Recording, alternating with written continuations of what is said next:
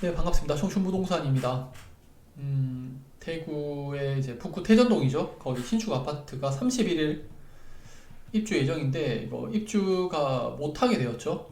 좀 문제가 되고 있고 이런 문제가 대구에서 거의 6개월 동안에 한 3건 정도 큰 게 나왔어요. 그래서 그거하고 좀 비교를 해가지고 좀 어떻게 해결을 해야 되는지 그 해결 방안까지 좀 설명을 드릴게요. 왜냐하면 그거 두 개는 해결이 되었으니까. 먼저 태전동 신축 아파트 지금 문제가 되고 있는 게 그래서 이게 왜 이렇게 조용조용하게 넘어가는지 모르겠어요. 이거는요 좀 언론 플레이를 해가지고 크게 확대를 시켜야 돼요. 그래서 좀 높으신 분들도 많이 좀 듣고 이게 문제가 있다는 걸 좀 알아야 되는데 기사 찾아보면은 기사에도 거의 없어요. 지금 31일 입주죠. 그런데도 뭐 포크레인이 있다고 하고 뭐 사용 승인도 못 받았대요.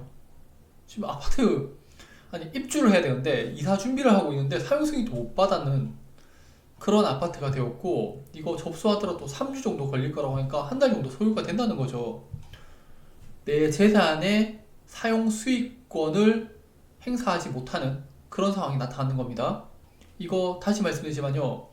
최근에 자금 흐름이 나빠지면서 이런 문제가 상당히 나타나고 있고 이게 더 심해지면은 밑에 하청업체 이런 애들이 자재 빼먹고 그래서 이번에 자이 같은 사태가 발생을 하는 겁니다.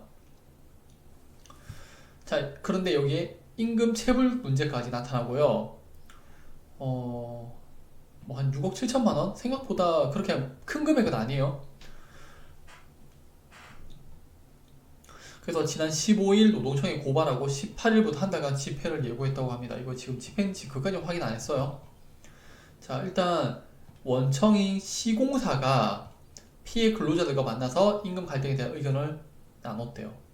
자, 그럼 문제는 시공사가 했는 게 아니라 밑에 시공사에서 하청업체한테 돈을 줬는데 이 하청업체가 25억 받고 지급을 안 했는 거예요.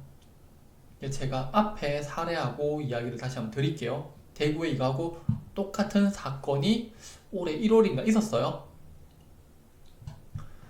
또 여기서 문제가 발생하는데 입주 예정자들이 건설사를 상대로 민사 소송을 하게 되면요. 이게 소송을 이어가는 것도 쉽지 않을 뿐더러 2년간 하자점검 진행되면요. 건설사들이 협조 미루면서 입주민들 괴롭힐 수가 있대요. 다 뽑는 거예요, 이거. 그래서 소송 쪽으로 좀 힘들 것 같다라는 게 전문가들의 의견.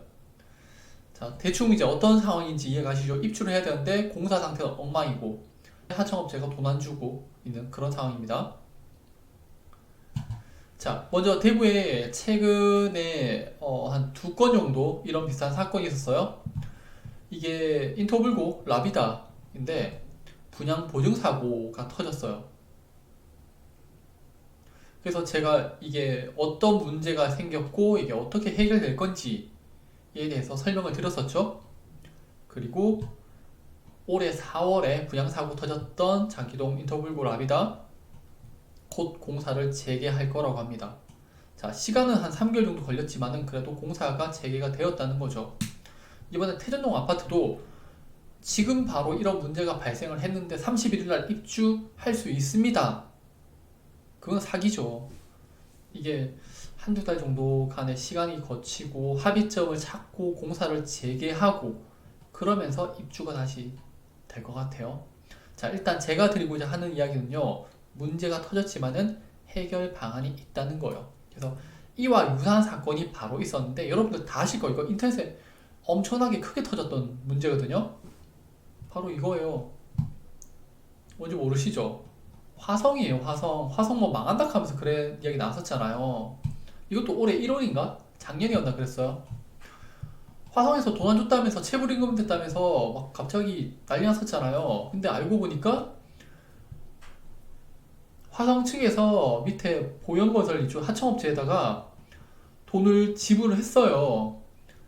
그런데 이 하청업체가 노동자들한테 체불 임금을 하면서 문제가 터졌는 거고 언론에서는 이거 다 빼먹고 화성에서 문제가 있다라고 이제 터뜨리는 거죠. 노무비 지급했었고 하청사가 돈 없다면서 임금 체불하는 바람에 발생했고, 근데 어떻게 돼요? 시공사인 화성산업 측에서 대위변제 먼저 지급하고 구상권 청구하고 대위변제 할 거라고 했죠. 자, 어떤 이야기인지 아시겠죠? 화성산업에서 밑에 하청 줬는 거 이거 없애고 바로 자금 주고 화성에서 하청업체한테 소송하겠다. 저는 이 케이스가 되어야 된다고 생각을 해요. 자, 이게 지금 태전역 그 아파트의 시공사예요. 시공사의 재무제표예요. 이거 누구나 볼 수 있는 자료입니다. 공사 미수금인데 이게 재작년 2021년도에 한 200억 원 정도 있었죠. 그런데 작년에 640억 원으로 급등합니다. 자금 흐름이 상당히 안 좋아지겠죠. 공사를 했는데 돈이 안 들어와요. 아파트 분양이 안 되었다거나 또는 뭐 자재비라든지 그게 결제가 안 된다든지 뭐 이런 것들에 문제가 발생을 했을 수도 있다는 거예요. 그러니까 이거는 상당히 안 좋은 악재예요. 자, 이것도 좀 안 좋은 이야기인데 부채하고 자본 총계 이게 자산이 되겠죠? 이게 한 1,000억 원 정도 있어요. 근데 자본 총계가 800억 원, 부채가 한 230억 원이래요. 그러면 공사 미수금이 한 640억 원 있었죠? 미처분 이익 잉여금 처분이 안 됐다는 거예요. 이거를 받고 팔기만 하면은 돈으로 되는데 이거 처분이 안 돼가지고 들고 있는 게 한 790억 원 들고 있는 거예요. 그러니까 지금 이 기업도 자금 흐름이 안 좋은 거예요. 근데 좋은 게 뭐냐 하면요. 자, 작년 한 해 동안 열심히 일을 했더니 세금 제외할 거 다 제하고 171억 원의 수익을 얻었는 거예요. 작년 한 해 동안. 그럼 현금 흐름? 이 정도면 나쁘지 않을 것 같은데요? 뭐 여기서 다른 데 썼다면 또 모르겠지만은. 그래서 2021년 초 당기 순이익 자금 들어오고 이익 잉여금이 더 늘어났죠. 그리고 작년에 또 당기 순이익이 들어와서 한 이익 잉여금이 한 795억 원 정도 가지고 있는데 이 당기 순이익이 이렇게 보니까 이게 미처분 이익 잉여금으로 함께 들어가야 되나? 조금 찝찝하네요. 이렇게 보니까. 다만 당기 순이익이 이렇게 계속 늘고 있다라는 거를 말씀드린 거고, 자, 이제 가장 중요한 거 현금 흐름 봐야 되죠. 기초 현금 이게 작년이에요. 한 164억 원 있었는데 기말 되니까 한 157억 원. 그래도 현금이 한 157억 원 정도 보유를 하고 있는 거예요.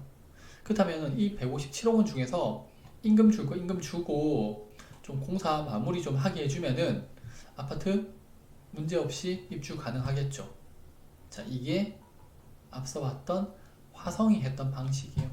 밑에 하청업체가 돈 안 주니까 화성이 자금 지급해주고, 네, 그럼 대위변제 했잖아요. 똑같아요. 그러니까 이거 같은 경우에도 시공사에다가 다이렉트로 좀 이야기해가지고 체불임금 내는 거 대위변제 해주고 공사 재개하고 문제되는 거 하청업체한테 이제 대위변제 소송으로 하는 방법. 이게 가장 좋은 케이스가 될 거고 아마 제 생각에는 이렇게 진행이 될 것 같아요. 근데 이거 진행되는데 조합원 측이랑 뭐 대구시랑 이 시공사랑 이야기하는데 시간은 좀 걸리겠죠.